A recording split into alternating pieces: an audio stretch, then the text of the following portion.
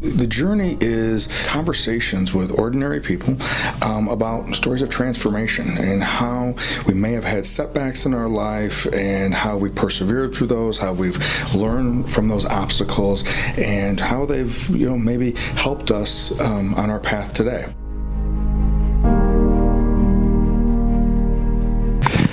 Well, welcome, Brian Weavel, to the journey. Well, thank you. It's my honor. Yeah. So let me just real quick just explain a little bit about what the journey is about for any new listeners that we may have. Sure. Is that really what we try to do on the journey is just take individuals and their stories and how have they either transformed throughout their life, how have they maybe had some setbacks and then they learned from those setbacks and failed forward, or maybe it was they got a calling to do something different. Sure. or to reach out and how did they face those fears that may have gotten in the way, and then what did they learn from that as well as they recreated themselves. Sure. So before we jump into your story, what do you do for fun when you have an opportunity to have some fun and not be working because you work a ton? What do you do? Well, my biggest fun, I coach hockey. Right now I'm coaching hockey. Both boys are my team, which is awesome.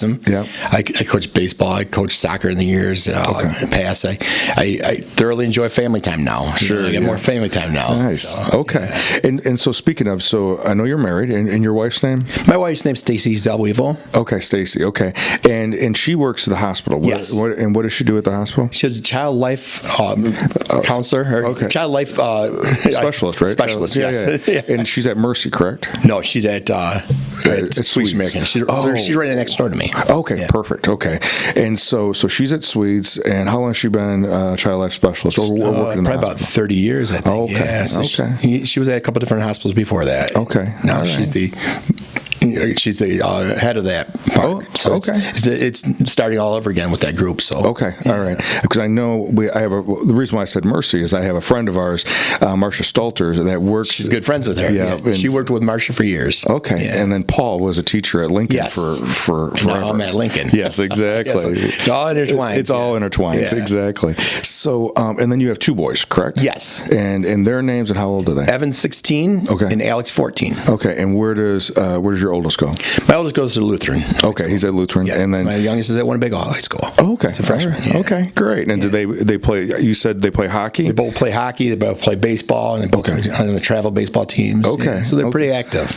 Both those sports will keep you pretty busy, just with the club stuff, let alone when the regular season starts with for playing for schools and stuff. Right. So okay. So and you graduated from Boylan, right? 1987. Okay, and so grew up in the Rockford area the majority of your life. Born and raised. Okay. The only time I left to go to college for a couple of years. Okay. All right. And my first real job out of college was in Wisconsin also. So, okay. Yeah. And you played sports in high school. You played football. Yeah. Football and track. And I think we just talked about how you may have been the reason why my alumni lost the game our senior year. Well, we kind of laughed about that. I actually made the field that day. Yeah. I made a fumble recovery. Sure. Yeah. What position did you play? I played linebacker. And offensive guards. Okay. All right. Yeah. Those are. I was an inside linebacker and running back, and so know those positions well. Oh yeah. So you went to Platteville. What did you study at Platteville? I played football there, and I majored in business. I went to business, human resource management, and business management. Okay. All right. I loved it. It was a great school. Yeah, I know my son was looking at going to play football for them up there too. Yeah. And when we visited the campus, it's awesome. It was very, very impressive. Back then, the Bears played there, or practiced there too. Yes. So yeah. I was going to say, then you guys were sharing. Sharing the field with those guys, right? Yeah, that's fun. Yeah, I bet that was a good time. So you graduate? Did you graduate from Platteville? Yes, I did. Okay, so you graduated from Platteville and then started working in Wisconsin initially. And what was your first job out of? My first job was at a hospital. I was a salary and benefits specialist in Beaver Dam, Wisconsin. Oh, okay. Yeah. Okay. And so, how long did you stay there? I was there almost 2 years. Almost 2 years. And then you transitioned back to the Rockford area? Well, it's funny because I all throughout high school and college, I worked for a pizza place in Rockford. Okay. So at some point while working at the hospital, I decided, I still traveling down to Rockford, working at the pizza place on weekends. Oh, wow. So the guy that owned the pizza place said to me, well, why don't you open up your own place? So I tried to open up one. I opened up one in Madison, Wisconsin. Okay. So I did that full time. restaurant at night, full-time Beaver Dam Community Hospital during the day. Oh, jeez. You can't burn the candle at both ends. Yeah. So I made a decision to go straight into the restaurant business. Okay. And then failed miserably up there, but it was a learning process. Yeah. And I moved back home, and I found a place in Winnebago to rent, and opened a pizza place 24 years ago. Okay. Yeah. So who did you work for when you were here in Rockford? It was a guy, he's not in town anymore. He owned the original Pino's Pizza. Oh, okay. Yeah. Okay. And then, so let's talk just briefly about what happened in Madison? What did you learn from it, besides the fact that you were trying to do two things at the same time? I think the biggest thing was trying to do two things at once. You can't do that. I mean, you're a fool if you think you can. It wasn't very busy. It was all, the place where we were at was a carry-on delivery place with all these chain restaurants next door. So I'm a little minnow in a shark tank. So that's all it was. And then realizing that you got to do it different. You can't be a small town place in a big town. Yeah. Well, and I mean, Madison's got. I can't even imagine how many pizza places. Oh yeah. And if you don't have the time to do all the other things, right, which we know we'll get into when things you learned there for Anna's. So let's jump in. So why Anna? Why is it named Anna? Well, it's an old family relative, and Brian's Pizza doesn't sound right, does it? I mean, it doesn't sound Italian at all. Doesn't it? So, and that was brilliant at the time because back then we had phone books. It's about this thick. I don't know if anybody remembers this. First name in the phone book was Anna's. So, I mean, it makes sense, Yeah. But it was an old family relative. We named it after. Okay. And so you started Anna's in Winnebago, and that was 24 years ago. Yes. And when you were thinking about, I mean, was this, and unfortunately, I think I was there, but you also had, I mean, not only delivery and in the carryout aspect, but you also had a sit-down restaurant part. Well, in 2000, I bought a building across the street from me. Then I started the dine-ins and everything. Okay. So that wasn't how it started. No, when it started, it was just a small carry-on delivery place. Okay. And what was the strategy behind that, of just doing carry-out and delivery? Well, it was an easy business. It's back then, the trend was a carry-on delivery place. Everywhere you go, everybody was just carry-on delivery. Okay. Then realizing that, man, I can make a little bit more money if I had a dining room, and a building came for sale, and I jumped on it. And Okay, gotcha. Yeah. And so what were, when those first early years of starting Anna's, what were some things that you were doing different in Winnebago, even though obviously it's hard to even compare Winnebago to Madison size-wise, but what were some things that you learned from Madison that you were doing different in Winnebago? Okay, the funny thing we talked about earlier today, I became an accidental expert on community, which was pretty cool because I didn't know what I was doing community-wise, but I resemble that. My big thing was, how do I get involved in the community? So I sought out things. I used sponsoring baseball teams. I sponsored little kids' baseball teams for 20 years. Mm-hmm. I did sponsored every event at the school. I mean, we were doing pizza by the slice at their school functions, selling them at cost so they can make money for the fans club. I mean, so I embedded myself in that school. I volunteered at the school teaching. I read to kids once a week. My wife and I did that. We volunteered at the serving lunches and everything like that. So I embedded myself in the school district. And I loved it. 24 years of that. It's pretty cool. So, and with a small town like Winnebago, because Winnebago is, what's the population of Winnebago? It's approximately 3,000. 3,000. So very common with smaller schools like that, or smaller communities like that. Everything evolves around the schools. Yes, right, absolutely. And then if you have successful sports teams and ebbs and flows, that aspect of partnering with or being part of that is everything, right? Absolutely. And that's one thing I've learned over the years. I mean, and people, I've talked about it at different functions and how to get yourself embedded in a community. You go to the schools. That's where everybody goes to. Yeah. And if you think about it, those little kids steer where you go for pizza. I mean, mom and dad don't say, "Hey, let's go to blank." It's the little kids say, "Hey, I want to go to this place." Yeah. And it's even cooler for them because if they know you because you just read to them or you read to them last year, then it carries on that way, right? Absolutely. And so But I think there's this huge aspect, and so I want to kind of touch on this, is that you volunteered to read, and so it wasn't just about the business, and it wasn't just about the marketing. What were some of those, if you can think of any cool stories about investing in those students? Anything pop in your head? I can tell you a really cool thing. There's a teacher that went to Winnebago that's talking about doing a children's book based on my character of my pizza guy. Okay. Because the big thing is, my pizza place was always a safe haven for kids. Like, I know there's a story of a kid that was getting bullied, and there's a park across the street from me. And because he knew me from the school reading to him, he came over and said, "Hey, these kids are after me. Can you talk to them?" So we went out there and talked to him, and say, "Hey, look, what's going on?" Yeah. And his parents thanked me about that. I mean, it's like such a small little thing, such an easy little thing, but because he was comfortable with me, he came to our restaurant to talk to me and say, "Hey, help me out." Yeah. Okay, it's pretty cool.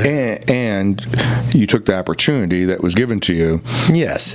To go out there and try to help, try to intervene. And if you're protecting kids, I mean, those parents will be forever indebted to you too. I mean, it's not something I set out to do, but it's like these people still keep in touch with me. Right. Yeah, and they're out of town, so makes sense completely. So going back, and again, I think you're 100% right from an aspect of you want to break into immerse yourself in a community, working with the schools. Absolutely, is a huge element. Even more so, I think it's critical in smaller communities. Right. But let's touch base just quickly. What's your thoughts about this idea of investing in students? Now I'm working at the Rockford School District, and after 24 years, but investing in students is huge. I mean, because my thought process is this: if you want a better student, and you try to invest money it's not even money, it's time, effort, commitment, heart into the student. You reach out to these parents and get them on board at school, because the byproduct of a better student and a more involved parent is a better community. Right. And I mean, that's what we're trying to do in Rockford, a better community. Right. Yeah. Okay. And so you got to see some of that firsthand, and not to say that, Winnebago was struggling from a community standpoint. No, absolutely. But you got to see firsthand how some of that was unfolding. Absolutely. So going back to Anna's, and that experience with Anna's, I mean, 24 years is a long time. Oh, yeah. And so what were some things that you learned from that? I mean, you go from Madison, huge community, right? Lots of competition. Where do you even start to immerse yourself in that community, right? And then Winnebago, completely different animal. And then, so what were some of the things that you learned during those 24 years about yourself, and as well as about the business? Well, what I learned about myself is easy. Was community is my thing. I mean, pizza was too, but like being a part of a community, that was so important to me, and being that driving force in Winnebago, and constantly, supporting different things. I've seen the benefits of it.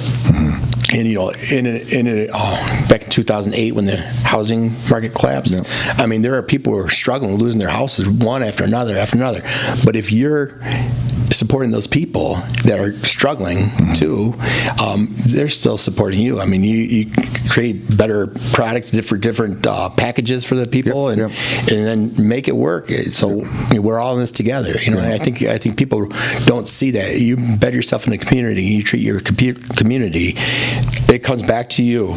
And I felt a very strong heart about my community. I still do. I remember during that time period, and this Lino's restaurant in Rockford, I remember them having, on Friday nights, having a certain type of package, which... I remember that. It's a pizza, a salad, and a pop for like $10. Yeah, we did the same thing, because it's a great idea, because it was a terrible time for families at that time. And $10, you can feed a whole family. It's pretty awesome. And it was definitely, like you said, the element of trying to give back during that time period. And realize that maybe we got to year or two that sales are going to dip because of the fact that the housing market has collapsed. So yeah.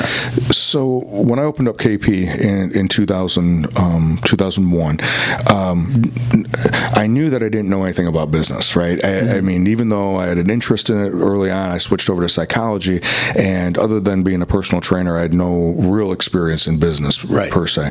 And so I immersed myself into studying other types of businesses, everything from aerospace to the banking industry to I spent some time studying Southwest Airlines and studying then Starbucks. Right. And one of the things with Howard Schultz's model that he had is he talked about the importance of the coffee bean, right, and the consistency of the quality of the coffee. Right.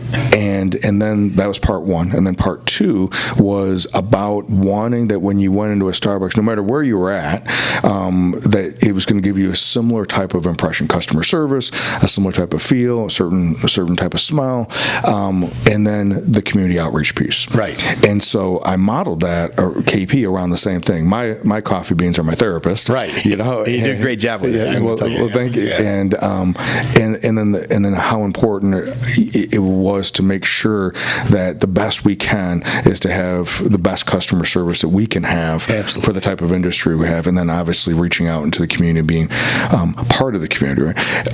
How, if you were looking at that model, right? How does Annis fit? How did Annis fit that model? The model that and I keep on saying I'm accidental because expert at the community. Because when I first started, I didn't do the research. I didn't read the books like you did.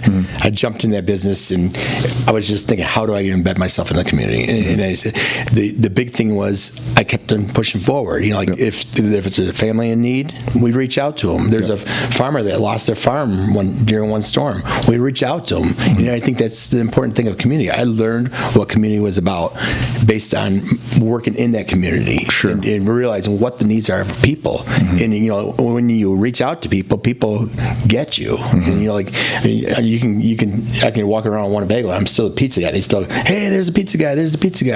And that's because I've always reached out. And that's the model I've followed all my years. I still follow that today. Yep. I'm a very big advocate of small businesses. Yep. I'm a very big advocate of community. Yeah.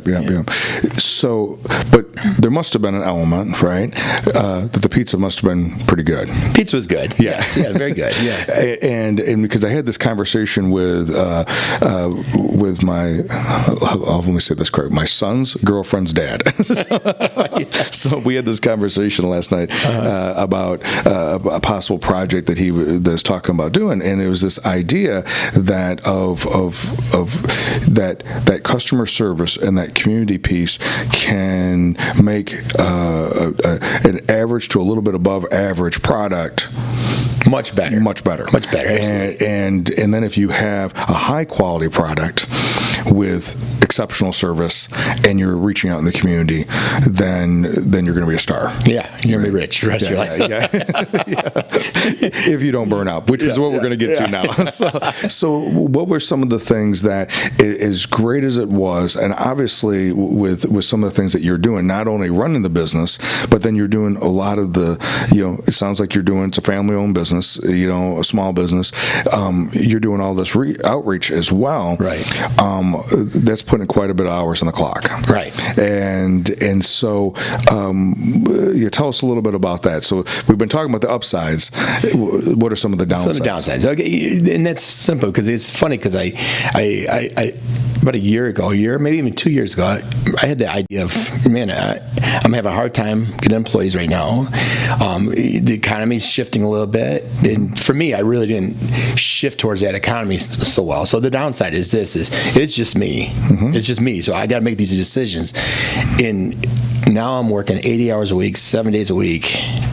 And it's just me doing all the prep work, and my brother helped me out. And over the years, we had a lot of employees, but I have a dwindling amount of employees, so I'm working more hours. Yeah. So in my head, I'm thinking I I got to look at a different avenue in life. I'm missing my family. This restaurant business worked great for me when the kids were young, because I was with my kids all day long when they're not in school yet. Yeah. And then I'd pass the baton over to my wife, and she takes over at night. Yeah. So it worked out perfect for years. Now my kids are in high school. They're very active in sports, very active in stuff, and I don't want to miss that. Yeah. And so I was missing that, and that's a hard thing to do. I mean, that's my heart and soul's in the pizza industry. I love the pizza industry. I've done like some great things, but when you're talking about missing a lot of your family events because you can't keep up with the demand of having employees, I miss church a lot. I mean, that's a big element of my life, you know. So I was working a ton of hours and thinking, okay, I got to think about doing something, and it just. The path was there. I mean, we talked about that before we met here. Is that the path I was taking was leading me to do a different life. The seed was already planted, yes. and we talk about that in the hero's journey. In Joseph Campbell's work, is that when we're in our normal, something starts happening. Either we've stayed too long, we start getting restless, things aren't working the same way as before. We start. There's a mismatch. Something's happening, right? And even though we think we may know what we need to do, there's a lot of fear, right? And so, what for you to do something different? You've been a pizza guy for 24 years, right? You went from when it wasn't successful, Madison. Now you're the pizza guy in a community, and you know there's an identity wrapped up in right. That. So what's the fear of possibly doing it different? You know what the biggest fear was? The biggest fear is you said the identity. Mm-hmm. You're like, this is who Brian is. Yeah. Brian was a pizza guy, and I didn't want to let go of that. I really didn't want to let go of that because that is who I am. That's everything I based my life. I was a pizza guy before I met my wife, before my kids were born. You know, I was a pizza guy. Yeah. And now to lose that identity, that's tough. But I'm realizing now that since I'm on the other side, that pizza guy identity is still there, and the community guy is still there. Yeah. But the fear, I didn't want to lose that. Yep. That's hard. I held on to for dear life, and like I can make this work. I can do this. You know, and my wife would, you know, she'd kill me if I told you that. I did love doing what I do, but my wife would kill me if I said I would want to do this longer, because 80 hours a week, 7 days a week, you can't do it. And I missed out on church, family, everything. And you can't do it. My wife was saying to me before, when are you going to make a change? And I couldn't make that change. I really couldn't. It was hard. It was really hard. Well, and I think that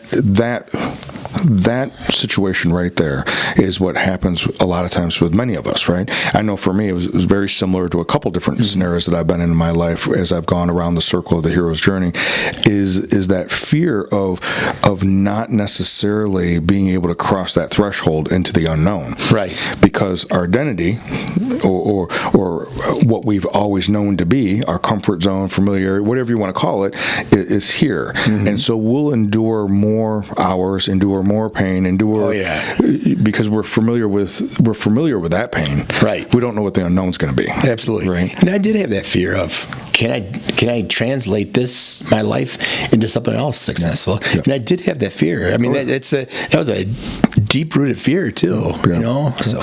So, but some things were coming to give you, some things were happening to give you some indications, right? Right. We get these signs, right? You know, we get these signs that say you're on the right path or possibly going in the right direction. And what were some of those? And those signs almost made me mad. You know that, because I joke about that. It kind of because some of the signs that saying, you know, moving in a different direction, it was so.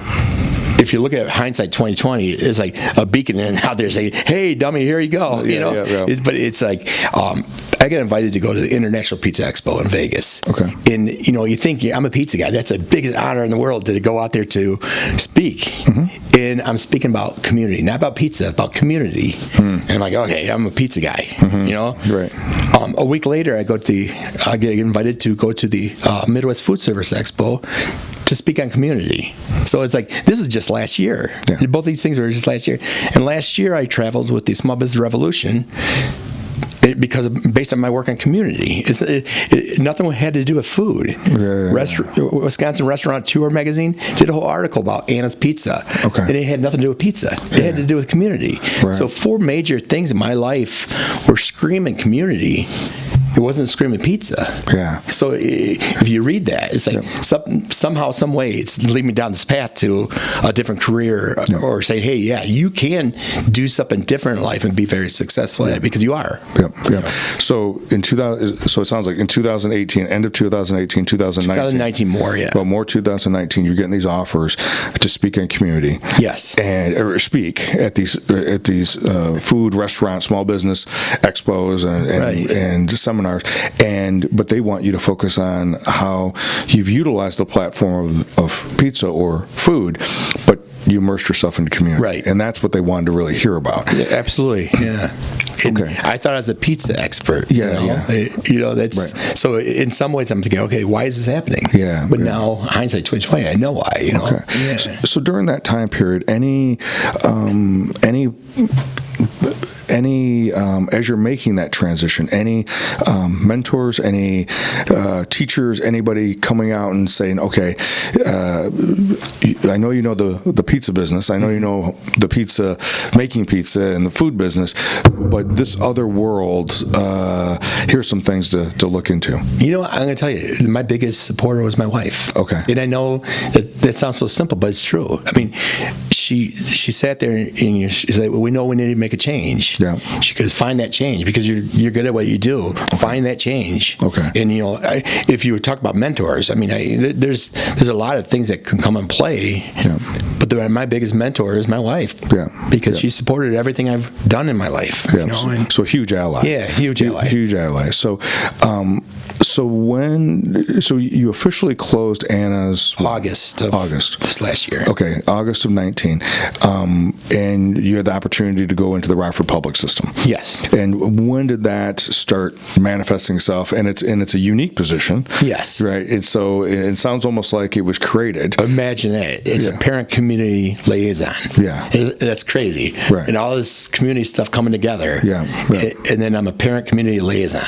So how did that all come about? It's funny because at some point I did kind of joke around, like I'm leaving the restaurant business, and I announced that on like a Facebook post, and that's an odd thing for me to do, because I remember you. I think you even reached out to me about that on social media. And I wasn't so serious at that point. But when I did that, several people reached out to say, "Hey, I got the perfect spot for you." And so then I started really exploring it, and I took a job with the Rockford School District. Mrs. Garrigan's the principal out there, and she said, "Hey, this would be a perfect spot for you." And I said, "Tell me about the job." And it really was perfect for me. Okay, it really was. It utilized all my skills with community work. So let's go back to that decision to put something out on, whatever social media platform you put it out on, that you were thinking about doing something different. What made that decision? What was the psychology behind it? And I think I pulled it off a Facebook page when I put it out there. I think it's out of frustration, because I think at that point my family was going to go somewhere for the weekend, and I couldn't go because I had no staff. And so out of frustration, I think who would hire me? Kind of joking around, and all of a sudden it's like boom, boom, boom, boom, and then I started reaching out to say, hey, okay, well, maybe I do have something I can do, Sure. So okay. And that was a big part of it, like maybe that fear of not knowing. Yep. But then when people start reaching out to me, it's like, okay, maybe I should look into this. Yep. Yeah. So again, another one of those things about being restless. Yeah. In the familiar and the normal, right? Right. And again, I think that is pretty common, that we play around with it, but we stick around. Right. We play around with it, but we stick around. Yep. Because again, who am I going to be? Is this going to work? How am I going to make money? All those things, right? And then you started talking to some people, but then there still had to be a leap. Right? Yeah. Or letting go. Yeah, it's funny because I met with Mrs. Garrigan, and this is a very unique position. It's newer to the school district, and we're reaching out to parents, we're reaching out to community, trying to get them involved in school, and I'm like, man, I could do that. That's exactly what I'm doing with the pizza place. Yep. So, but yet, I mean, I know it sounds. I'm with my family on weekends. I'm with my family at night. I mean, I could do this. And so I was very fortunate when I decided to accept that job. Within a week, I had buyers of the building. Some great community members are opening up ice cream shop in Winnebago. They're fantastic people, and I was very lucky because I reached out to them and they said, "Hey, yeah, we'd love to have a building." And all of a sudden, okay, somebody's interested in the building. I'm interested in a job. Here we go. This is okay. Yeah. So one of the main things that I'm hearing, the theme in this, and this is where hopefully if someone's in the same spot that's listening, is that not only did you have the thought, but you were reaching out to people. Yes. You were putting it out there. Yes. And obviously sometimes some people you're putting it out to maybe didn't have anything, but other times people did. But that goes back to how many people you had relationships with, right, while you were doing Anna's. Yes, and I was very lucky. I had a great, and it's funny because not just the community of Winnebago, but I was very involved in the community of the whole 815. Yep. When I left for that Small Business Revolution, I had a whole basket from the 815 basket that I presented to their town, and based on what other people volunteered to give, and it was pretty awesome. Yeah. So I had a very big connection in the Rockford area too. Yeah. Well, I remember that up until when we did the Parent University at Lincoln, we had never met. Right. But we had communicated via certain, for years. Social media platforms. Yeah. And so, but I'd always known Brian Weavel from Anna's Pizza. But from a restaurant standpoint, you were making that much more than just the restaurant business. So I think you're right. That was a big piece of it.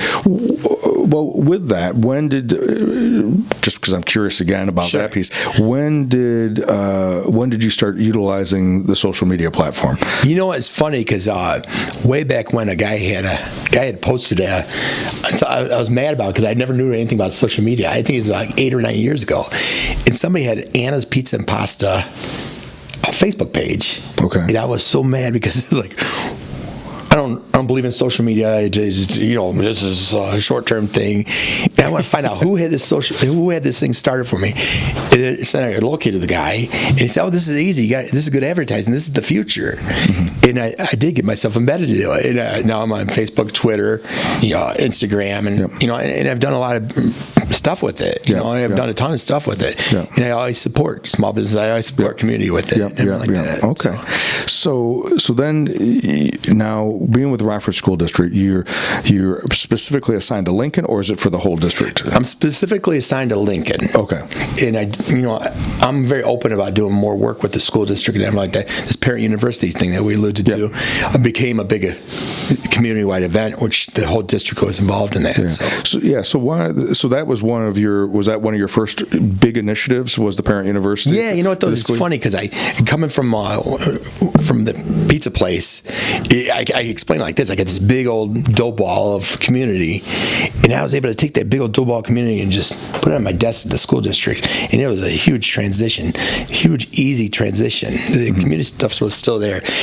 For me, my role kind of is I want to make sure people understand the good stuff that we're doing in our community in Lincoln Middle School and the Rockford School District. Right. And so, back in October, we had the seed planted about this Parent University thing. And I've always been great with the community. I've always been, social media wise, we've had, I don't know how many visitors we've had at Lincoln Middle School this year, including the Lieutenant Governor came to my office to visit me, which is really totally awesome. Sure. How many people have that happening? Right. Yeah. So Parent University was trying to get the parents involved and I think we have to reach out to these families for every resource they can possibly have to build that better student. And we had the opportunity to bring it to Lincoln. First time, I don't know how many years he's ever done at Parent University. We had speakers, and you were one of the wonderful speakers for that. And we had probably about 30 different resource booths. So these families can come there, get every single resource they need at one spot. Gotcha. Yeah, Okay. it's pretty awesome. Okay. Well, I know that unfortunately that particular day there was a lot of factors. A snowstorm the night before, Yeah. and because we haven't had too many of those snowstorms this year, Right. there was and there was predictions the night before that it was going to continue into the next morning, and I think that played havoc in the attendance. I sat there 1 o'clock in the morning watching the snow. Yeah, I bet. I bet.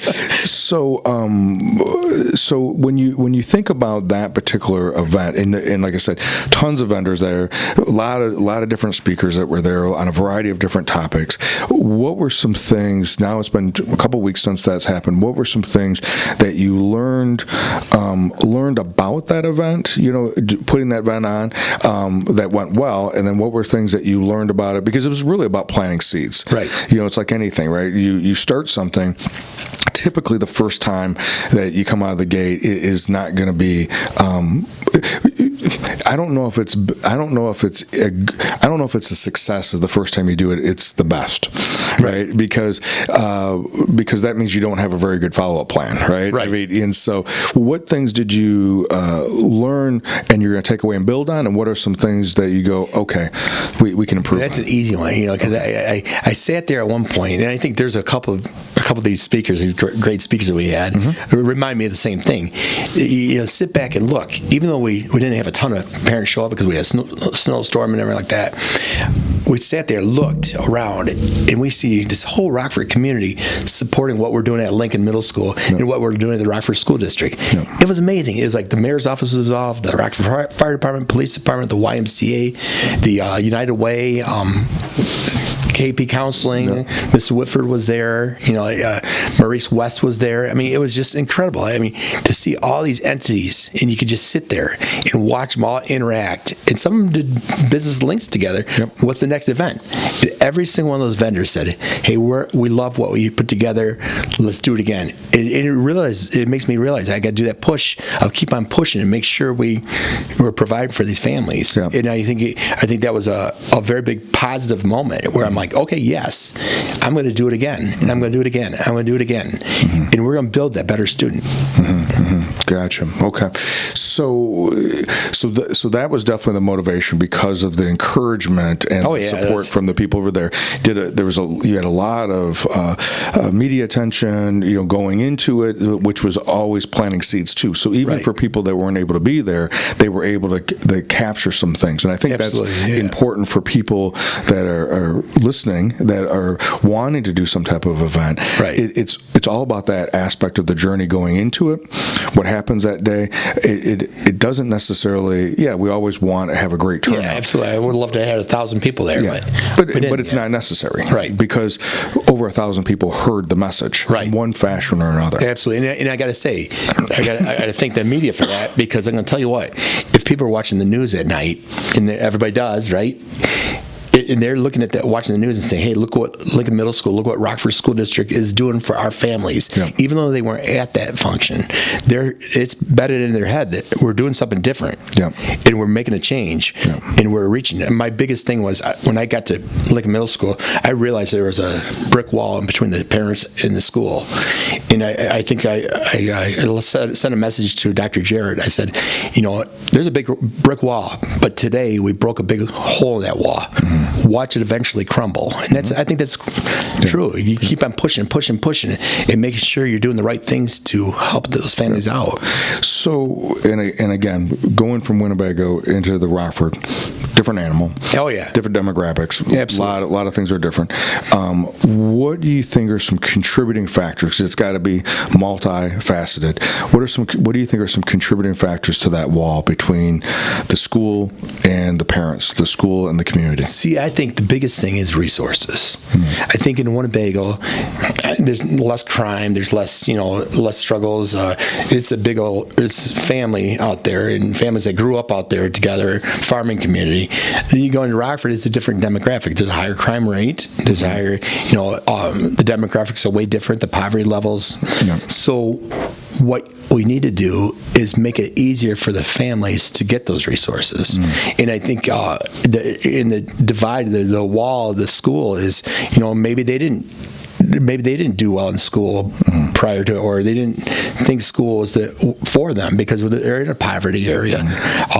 And now, if we can give them the resources to help their student realize that there's more to life than just finishing grade school, finishing high school. There's a lot more to life. But you got to give them the resources because there's a lot of single families out there. And the mom working 2 jobs, the kids watching the other children after school. So I mean, there's a big different demographic that we got to realize. And I think with Parent University, we did realize that. That's why we want to bring them all these places at one spot to give them opportunities to learn about what's out there for them. Well, and I think like many things, right, that when you're starting something new, a newer concept such as Parent University, and what is Parent University, because people who need the resources from Parent University may not necessarily either one know about it or understand what that's about, right? Right. And so it's a matter of getting the word out and reaching them for where they're at. Right. And there's a lot of different ways of going about doing that. What are some ways that, looking into the future, let's say if you guys do something either later this spring or next fall, what are some things that you are at least thinking about of putting out there to reach some people and do some things? One of my things is that I'm going to tell you, I have that inner drive to continue to help. Yep. And I will not stop. And I think I would love to see 2 Parent Universities a year. And so my thought process, the changes that I saw that needed to take place, is maybe we don't have it on a Saturday morning. Maybe the Saturday morning wasn't the best. Maybe after school, when there's other functions going on at the same time, where we can capture more parents. So like a sports, you'd like a sports thing, or enrollment for the next school year, or parent-teacher conferences would be good. So parents are going to be there anyways. Might as well get full education with that and get that help and everything like that. The other thing was, I think busing. I never thought about that. There's families that their kids come every day on buses. There's families that don't have cars. So next semester, what have you, we provide buses at specific locations to bring families in. Sure. Yeah, I think that would make a big difference. A couple years ago, talking about your parent conference idea, a few years ago, I was working with Harlem School District. They had asked me to come in. They had just like within a week or so had lost a 9th grade student to suicide. Right. And they asked me to come in, and and it was very much in response to, and I think at this time that had been like the 2nd or 3rd death by suicide within that particular year. And one of the things that they wanted me initially to do is be there when the parent conference was going on.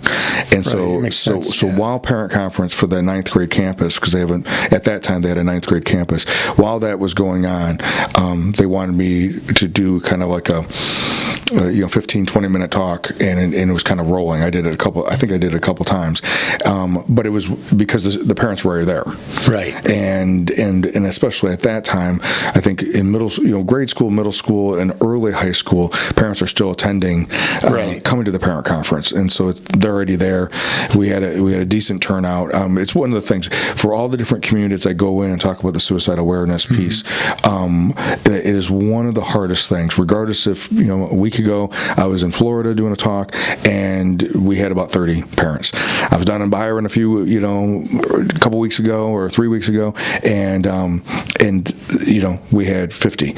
So it's usually that average somewhere between 20 to 50 parents, and regardless if it's a real big community, smaller community, it's just hard to get a large percentage of the parents out. And absolutely. And these were all coming at night, type of thing. So I think it is one of those dilemma of parents are so busy.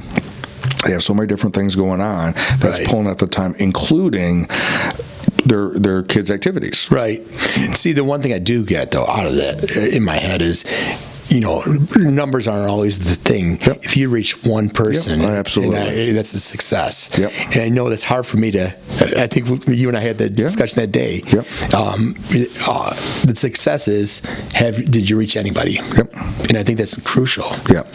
Well, and I think you're 100% right. If just one person gets what they need to hear, or what they need to make a change in their life, then it's worth it. Right.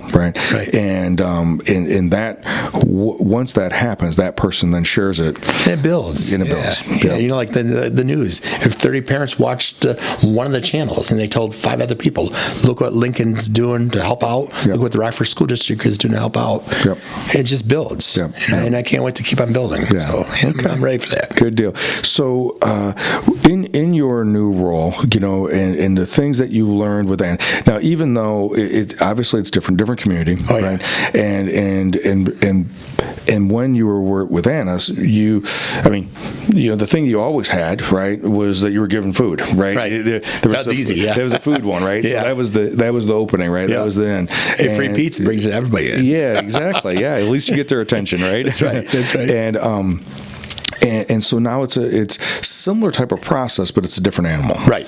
And so what are some things that you've learned about yourself in the first, let's say, 6 months of doing this? The one thing I did learn, because being my own boss of Anna's, I was at solo artist all my years, so playing well with others. And I know it's not a detriment. It's something that I'm learning to delegate and communicate and realize where my help is and everything like that. The district helped me out tremendously with the parent university, especially at the last minute when we had some issues that we had to figure out. And it's something that I've learned to. You can't do it all yourself. Right, if you think you can, you better write a book, right? Yeah, right. So that was my biggest thing. And one thing I learned too is to be that open guy. There's kids with a lot of different elements here in the Rockford area that just need a voice, just need to be heard, just need to have somebody say, "Hey, I care about you," and I think that's crucial. I've reached out to several kids that one kid says, I'm his role model, right? And I've only known him for how many months, and that's nice. Yep. But you got to listen to these kids because everybody has their issues. I don't care who you are. I have my issues. You have your issues. Yep. We all have our issues. If you can listen to somebody's issue and try to help them out with that, man, that's life, man. Yeah. That's a beautiful life. Well, and even if you don't have answers, I think that key of being able to create space to hear them, right, so that they can feel like they're actually being heard, right, and I think that's a huge piece, right? Absolutely. And the willingness to go and say, okay, how can I connect them with someone else if you don't have those answers or whatever? So, and I think there is, obviously there's going to be challenges, right? Because Lincoln, is in the middle of Rockford. It's got a pretty diverse. I mean, you have individuals that are coming there and their kids could go to a private school, but they choose for their kids to stay and go to school at Lincoln, and then most likely eventually go on to East High, and others, like you said, may not have their own transportation. Right. And so that you get it's way diverse. Yeah. Yeah, and it's all in the same building, right? In the same classrooms, and so it's how do you meet those students where they're at, and there's some parents who've had great experiences as they've gone through school because of whatever their experience was, and others they didn't have good experiences, and so there's going to be that element that's going to play a part, and being sensitive to that. Right. The beautiful thing we have at Lincoln, the administration is great. I love all the people there. The staff is outstanding. There's a staff that cares about people. Yeah. Sometimes you think, it's not just their job; it's they care about people, which is awesome. And that's one thing I felt strongly about when I went to Lincoln. I mean, immediately you felt that care about the kids. Sure. And I know that was definitely the impression I got when I was there on that day. I know a couple individuals that worked there, and now I feel like I know a lot more just by being there that Saturday morning. But it very much was that feeling that I got that there was a lot of resources and a lot of talented, caring individuals working there. Absolutely. And that really want to make a difference for the kids. They do, yeah. Yeah, I love that. So when you think about your boys are 16 and 14, right? and made this huge change in the last 6 months. When you think about two parts, when you think about what things do you want to do regarding this role, not just parent university, but your role as the parent community liaison, and then also what do you see? That's the first question. The second question is, what do you see 5 years from now for Brian? Oh yeah, that's a tough one. So let's go with the role first. Okay, what do you envision? My role is defining. It's that role is becoming more defining. It's morphing into different things. I really love the fact that the Rockford School District embraces the parent community liaison role, and they now have a coordinator that leads us. And like this next week, I am going to a whole thing on a conference in Chicago and to learn more. I could feel myself learning a lot more stuff about how to reach out to people, how to, I was a pizza guy, you know what I mean? Yep. Even though that sounds crazy, but that I may not know what school was about. I didn't know what the kids are needing, but I'm learning that in a big way. So in my head, the short term, I want to learn. I want to morph myself into something that's really essential. Like I want to be at the Rockford School District. I want to expand this parent university. I want to reach those students. I want to make those students successful. 5 years from now, I'm not really sure. It's funny because whatever my role is going to be, I'll still be heavily involved in community. Yeah. That's 100% sure. Hopefully still with the Rockford School District, hopefully still with Lincoln. We'll see where it goes, Sure. Because community is my role, and And so when you with that, and so if we go, if you picture in your mind, right, of a thriving community, right? What do you picture in your mind that a thriving community looks like? And I know I'm saying you have to be a politician, but it's funny because I do see it. Yeah. I do see it. I see it in Rockford. Okay. I see the whole 815 area. What I see as a thriving community is we get rid of all this negativity. We have so many things. I love Rockford. Born and raised here. I came back home. You know what I mean? Yep. And being part of Lincoln, I came back home and I chose to come back home. Yep. I've had job offers outside the area. I want to be here. Yeah. What I see in the Rockford area is so crucial. I mean, there's so many things that are going on, so many good things. We got different groups, doing great things. The Chamber of Commerce is doing some great things. The Transform Rockford, Alignment of Rockford, the mayor's office. They're doing fantastic things to build a beautiful community. The one thing I see, we got so many great things, but people still talk negative. Eventually, they get so much of that positive stuff, that negativity goes away. And I can see that happening. We build a better Rockford. People will come here for jobs. People come here because it's a great place to be. And it is. It's a great place to be. The stigma of a negative community is going away. So I strongly feel that. So one of the things is to change the perspective, right? Yes. From a half empty